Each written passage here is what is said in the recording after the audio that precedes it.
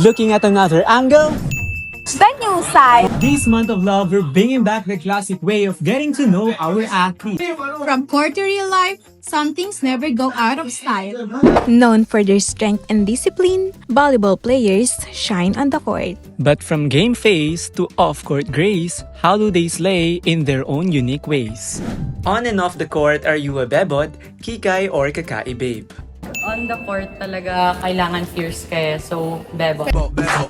Pag sa court talaga, kung kalaban mo malakas, magiging fierce talaga yung galawan mo. Kaya ganun. Kikay? Si shy type lang. Introvert lang.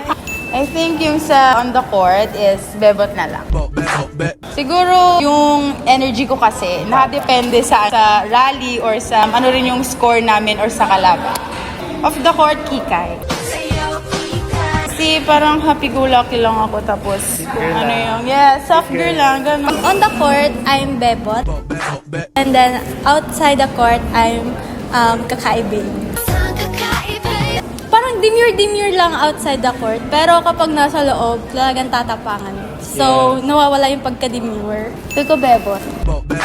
Kasi kanina po talaga, nilabang ko talaga as in, talagang tinapangan ko talaga. Kaya feel ko po bebot. Kasi minsan kaya nakikikay ako kasi inaano po nila yung boses ko. Ganto po. Parang ang soft po kasi ng...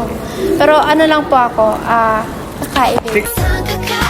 One act to describe your month of love.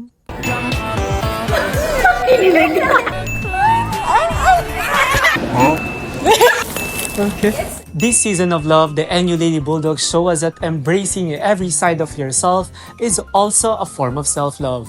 And sometimes, the best kind of love is being true to yourself. I am Eloisa May Obias And I am Denver Fresnido of TNTV, bringing you the new side.